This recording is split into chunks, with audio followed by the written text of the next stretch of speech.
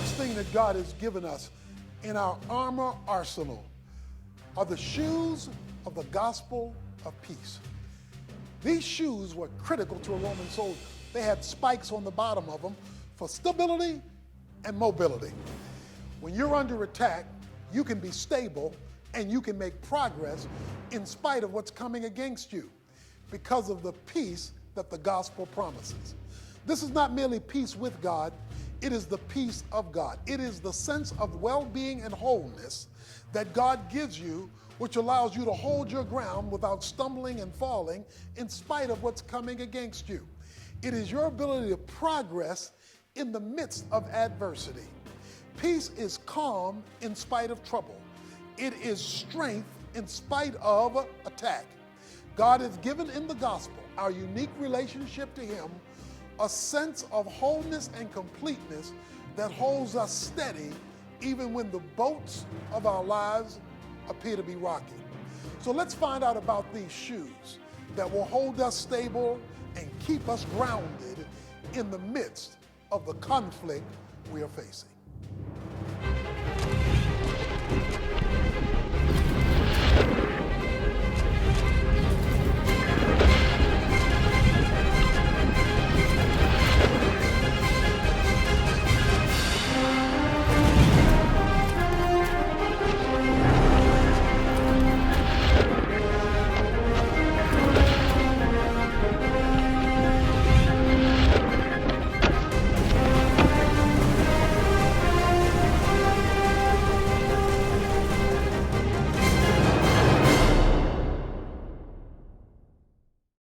He now comes to verse 15, our verse for the day, and he wants to talk about your shoes.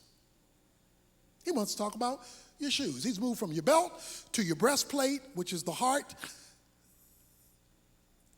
of righteousness, heart to please the Lord, heart to move in the way the truth has directed you, and now he wants to talk about your shoes. This is a day of shoes. There are shoes for everything. There are dress shoes.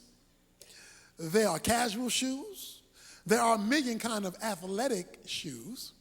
There are shoes that you put on your feet appropriate to every occasion. I am sure most of the ladies in here have a wardrobe full of shoes. Shoes all over the place, designed to adorn your feet. Guess what Paul wants you to know? Paul says in verse 14, there are shoes that if you wear them and don't take them off, will address a major issue of spiritual warfare in your life. He says in verse 15, having your feet shod with the preparation of the gospel of peace. Having your feet shod with the preparation of the gospel of peace. Shod means what you have on. He says on your feet ought to be some footwear, and this footwear is preparation for the gospel of peace. The Greek word for preparation means readiness. You will be ready for the devil if you got your shoes on. You will be ready for his attacks if you're wearing your shoes.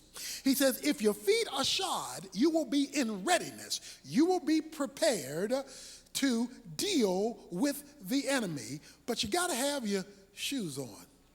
Now, to understand why he is saying this, you have to understand that the Roman soldier had what all football players have.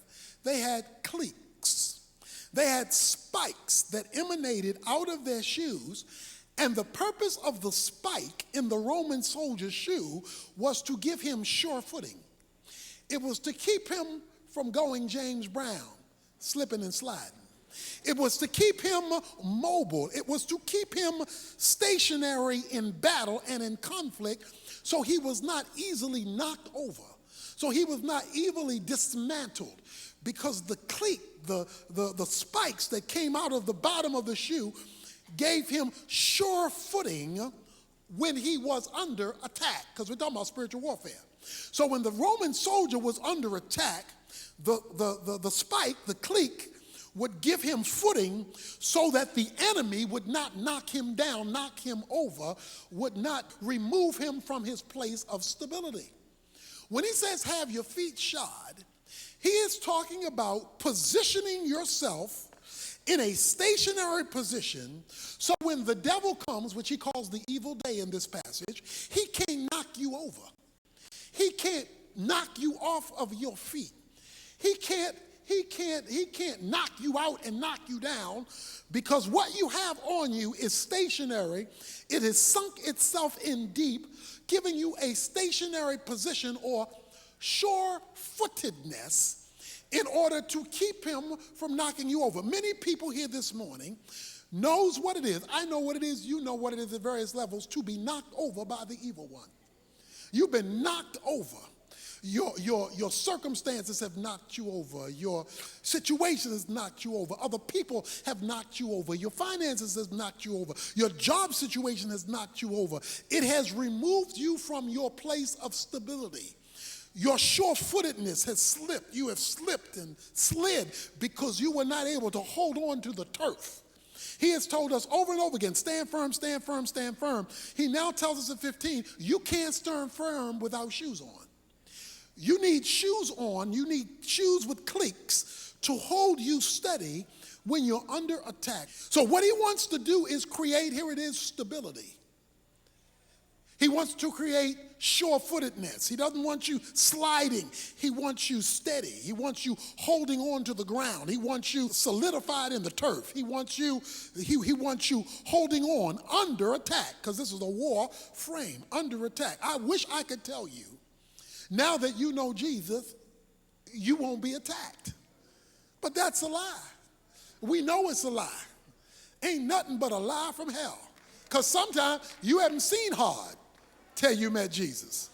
Because once you meet Jesus, you are now under attack. Now let me tell you the essence of the attack, and we'll deal with this shoe that you're supposed to be wearing. The essence of the attack of the spiritual realm, Satan and demons, the essence of the attack is to keep God's purposes, will, provision, blessings from being manifested in your life. The purpose of his war, now that you're saved, he can't take away your salvation, but he can sure make you a miserable Christian. So since he can't take away your salvation, what he does want is to keep your salvation from working for you. Now, he can't keep you out of heaven, but he can make you have hell on earth by keeping what has happened to you when you accepted Christ from being manifested in your reality. So that's his goal in spiritual warfare, to keep you in defeat and to keep you playing defense. He doesn't want you in an offense position, but we're going to change the side of the ball we're on. He says, I want you to put on the shoes, and what is this pair of shoes you and I are supposed to be wearing? We started with truth, God-based knowledge, objective absolute reality in its original form, God-based form. We go to right decision-making, rightness, in light of the truth that I learned. He now says, put on some shoes, and these shoes are, or is, the gospel of peace. He says, the shoes I want you to wear under attack is the gospel of peace. Let's talk about peace. All of us know the opposite of peace, anxiety, worry. That's the opposite of peace. So if you don't know what peace is, if you know what worry is, not doing that. That's peace, okay? The biblical definition of peace is calm and tranquility of soul.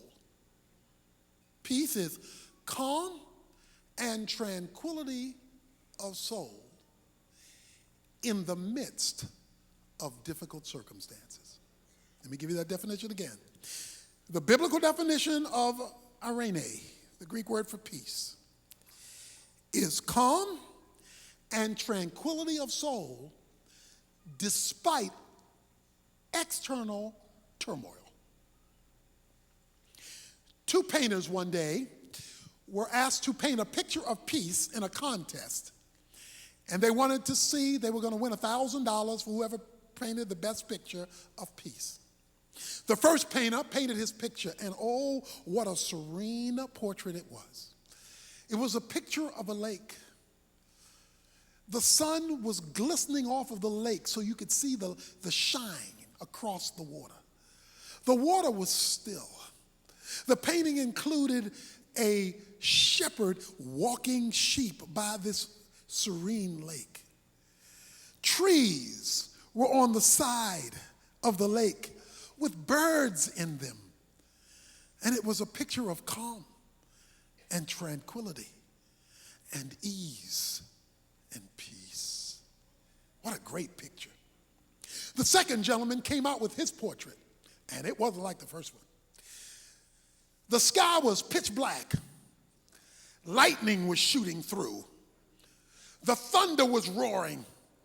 The waves on the water were billowing up and down. Boats that were on the water were being tossed about. Trees were blowing in the wind horrifically. It was a portrait of disaster.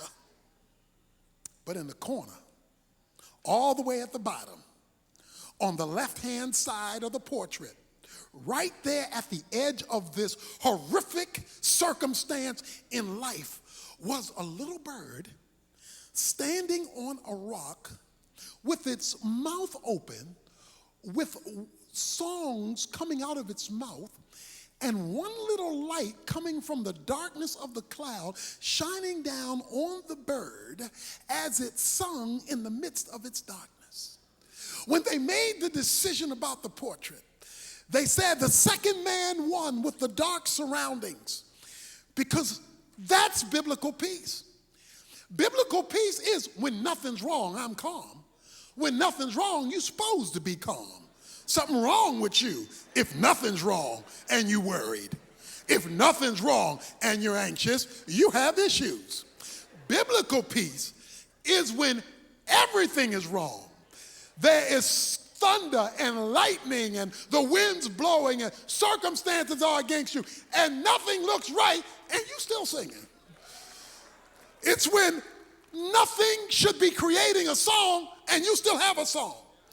It's when there is tranquility on the inside despite chaos on the outside. It's when things are at ease when trouble is all around. You don't know whether you have biblical peace until things are not peaceful. The only way you got biblical peace as opposed to peace that anybody would have when everything's okay is because all hell is broke loose and you still singing. Guess what the Bible calls that? It calls it a peace that passes understanding. In Philippians chapter 4, he says the peace that God gives is a peace you don't understand. And the reason you don't understand it is because based on the situation, you shouldn't be peaceful right now. So why am I singing when there is no song? Why am I calm when everything's chaotic? Why can I be stable when everything around me is trouble? Because God has given me a peace that passes understanding. Because I don't even understand why I'm singing right now. So nobody else understands why I'm calm right now. Nobody else understands why when I lost my job I didn't lose my mind. Nobody else understands why when there's no money in the bank I'm still praising the Lord for his provision. Nobody else understands why the doctor gave me a bad prognosis and I'm still laying here blessing the Lord, oh my soul, and all that is within me. I'm blessing his holy name. Nobody else understands why when my world is falling apart, I'm not falling apart with it, because you got a peace that passes understanding.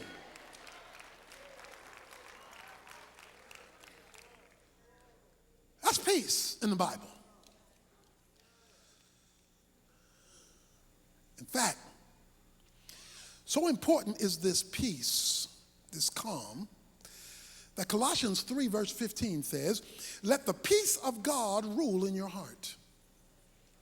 Let the peace of God rule in your heart. The Greek word for rule means umpire. What does an umpire do in a baseball game? Ball strikes. He calls it.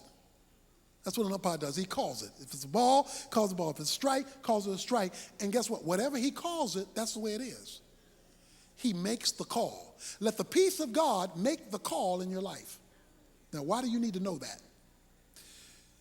Because life is full of decisions and choices. Life is full of, do I go this way? Do I go this way? Do I go that way? He says, once you've aligned with truth, you found God's view on a matter. Once you've now begun to do righteousness based on the truth, let the peace of God make the call. In other words, God will show you what to do once you're operating on the truth you know by giving you a calm about the decision. He will calm your heart by the Holy Spirit, giving you peace. Sometimes you'll look at a situation and all the facts may line up, but you'll say, but I just don't feel right about it. Something not right about this. Something that God hasn't released me. I do not have peace or calm about this thing. You always hold up where there is no peace. Because what he says is, I want your feet. And remember, the Greek word is to have, the verb is to have, meaning don't ever take these shoes off. You are to flow in peace once you've picked up truth and righteousness. Peace is to be your flow. Okay, now let me explain something here. If peace is not your normal way of operating, you're out of sync spiritually. Let me say it another way.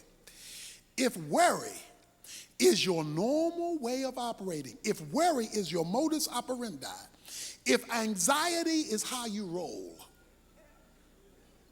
you just go from one worry to another, one anxiousness to another, and that's how you roll.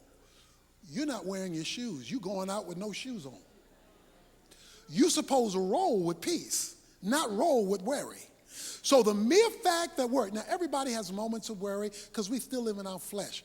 But I'm talking about what's normative for you. Is peace normative or is worry and anxiety normative? If worry and anxiety is normative, then that means you are not wearing your shoes. But don't worry, because I'm going to tell you how to put your shoes on and how to tie them up, okay? But I just want to get this straight. Peace is to be the normal ruling operative program in your life. John 14, verse 27,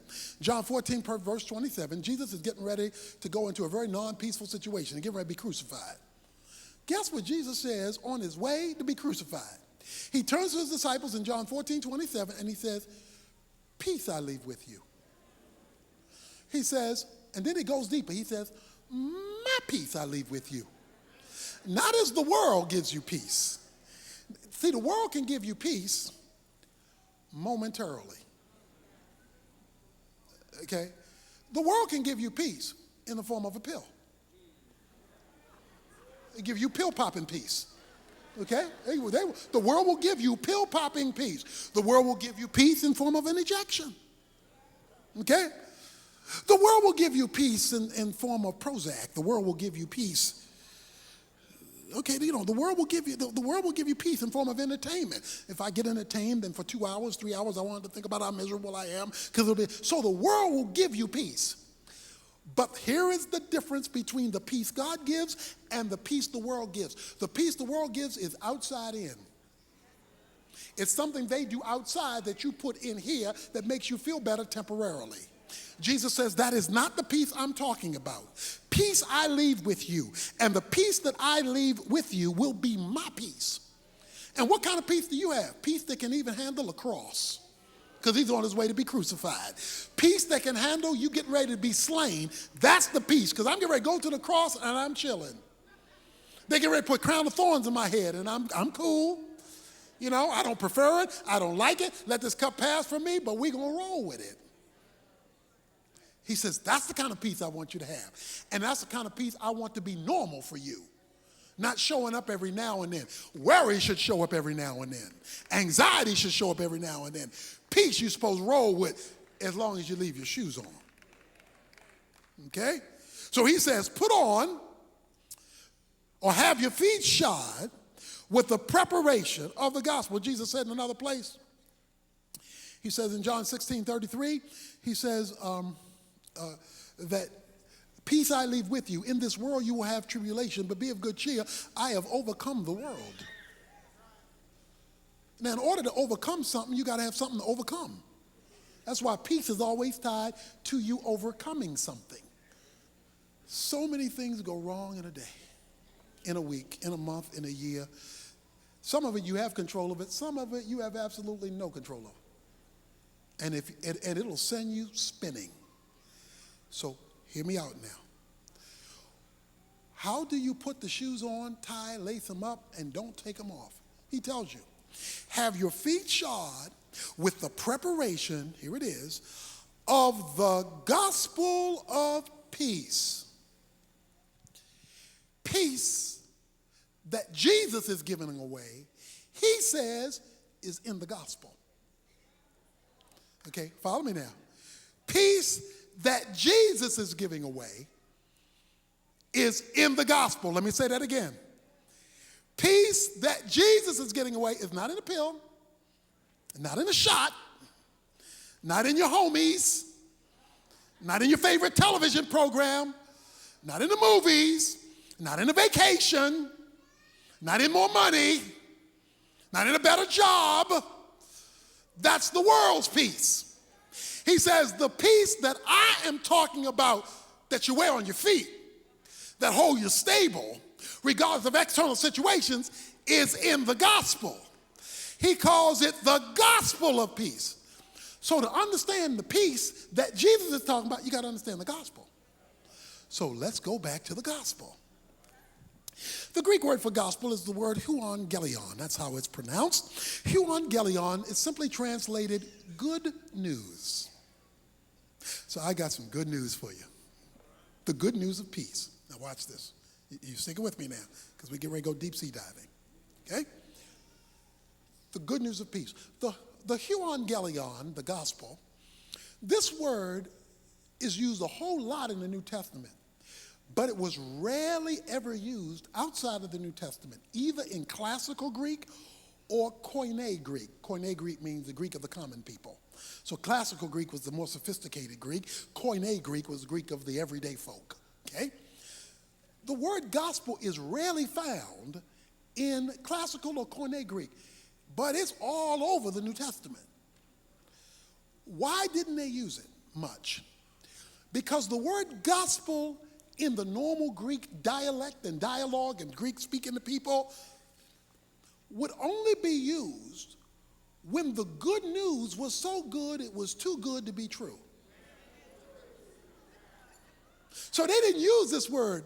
I mean, it's like going around talking about supercalifragilisticexpialidocious. I mean, that's just not something you do, you know? That's not a normal used word. Well, they wouldn't use euangelion too often because the news had to be so good it had to be too good to be true. Yet in the Gospels and in the epistles, it's gospel, gospel, gospel, gospel, gospel, gospel. Why? Because the good news is too good to be true. So the question is, what's the good news then? That's so good that it's too good to be true. Well, we all know that the gospel refers to the death and resurrection of Jesus Christ as our substitute for our sins. We know that. We know that. And we know that when a person trusts Christ alone for the forgiveness of sins and for the gift of eternal life, they are forgiven for time and eternity for sin. We know that, okay? And that means we are saved or born again. I'm saved, but I don't live with peace. I live with worry. Well, here's the problem. You either don't believe or understand the gospel, or I don't believe or understand the gospel. And here's the problem. Most Christians apply the gospel only to what it takes to get to heaven. See, we only apply the gospel to getting saved so that I don't go to hell and I go to live with Jesus Christ forever. That's just a part of the gospel. The gospel has a bunch to do with earth. I love Romans 5, verses 5 to 10. Read it when you get a chance. He says, you know, when we were sinners, Christ died for us. But then he says, if we were saved by his death, how much more shall we be saved by his life? In other words, we're saved for heaven by his death. But he says when he rose from the dead and went up to heaven and seated on the right hand of the Father, he's delivering you for life. We know the gospel because of the death. What we have missed is the gospel of the life. That's why I love Philippians 4:7. It says, be anxious for nothing, but in all things through prayer and supplication, let your requests be made known to God. And it says, and watch this now, I love this. And when you go to God during those worrisome moments, watch this, it says, Philippians 4:7 says, go with thanksgiving. Why does he tell you to go with thanksgiving? Okay, watch this, you don't want to miss this, this is sweet. Because when God deposited the spiritual seed in you, it's like an acorn. All the oak is already located. In other words, you don't have to infuse anything into an acorn to help it become an oak. Once it's planted in the right location, it will become an oak because all the oak is already in the acorn. All the God is already in the spirit. You don't have to add God to get God. All the God you're ever going to get is already there. So when you go to God and say, I have a need, I have a situation, I have a circumstance, what I'm giving thanks for is that the answer has already been deposited in the spiritual realm. Lord, I got this problem, but you talked about this answer. That answer is already been deposited. So I want to thank you, even though I don't see it manifested yet, that it's going to be manifested because the Spirit already houses it. It's already there. See, that's why I can give thanks, and you can give thanks even in tough times because God has already answered in advance in the Spirit. Your goal isn't to try to get something new. Your goal is to draw out what God has already deposited. It's a change of direction. Look, submarines don't have to get nervous in a storm because they're going deep. Fish don't have nerve attacks when it's storming because they know storms, or as bad as storms get, they will only get 25 feet below sea level on the worst day. So they go 26 feet. In other words, they go deep when things get chaotic. When your world gets chaotic, that's the time to go deep.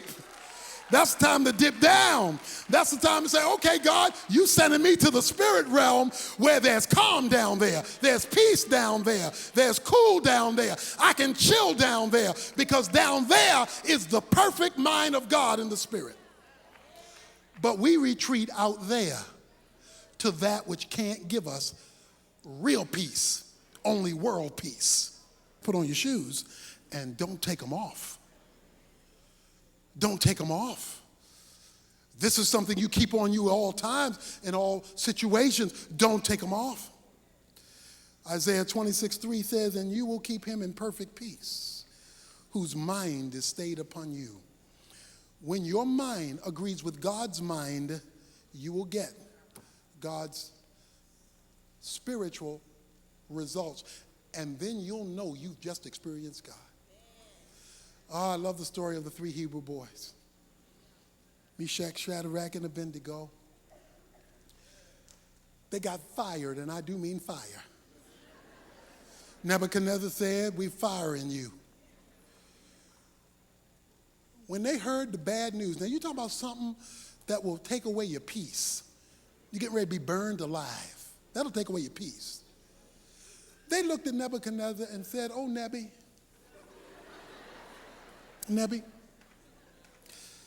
we do not have to be concerned about answering you according to this matter. Our God, whom we serve, is able to deliver us from your furnace of burning fire. And then it went on to say, but even if he doesn't, we're not going to bow before your gods. Nebuchadnezzar got so ticked off that he told them to light the furnace and make it 7 times hotter than it normally is, because he was upset that they didn't quiver at the threat. They were thrown in. See, following God doesn't mean you don't hit the fire. They were thrown in. After a while, Nebuchadnezzar came up and looked inside. He looked inside, and said, what is this? We put in 3 men, Shadrach, Meshach, and Abednego. We tied them up. I'm looking through this glass and I see 4 men. And they're all walking around in the fire. Full of peace, full of calm, in a bad situation. That's because there was a 4th person in the fire. God joined them in it. Let me explain something to you. God's not going to join the world to help you out. He's not going, you going out there and you calling on God and praying to God so God can come out here to the world to give you the peace. Because God would be compromising his peace to join their peace. But if you will take your stand with the mind of God, the God of peace all by himself will show up in the fires of life and take off the ropes, take off the chains, and give you peace. They were under fire. There's somebody in here today and you're under fire. You've lost your job. Listen, don't panic. Run to the spirit realm. Run. David said, I've never seen the righteous forsaken, and I've never seen that seed begging bread. And you hold on to what God said and watch what God does. Some of you were fired from your job and you don't know where your new job is. Well, you run back to the spirit realm and say, God, you said that if a man doesn't work, he ought not eat. I'm willing to work so I can eat. So I thank you for the job you're already preparing that hasn't become manifest yet. You go back to the spirit realm. Every time Satan wants to remove your peace, you look down at your feet. You hold your ground. You connect with the spirit world so that you let this world know that that world is telling you what to do. And he will give you a peace that passes understanding.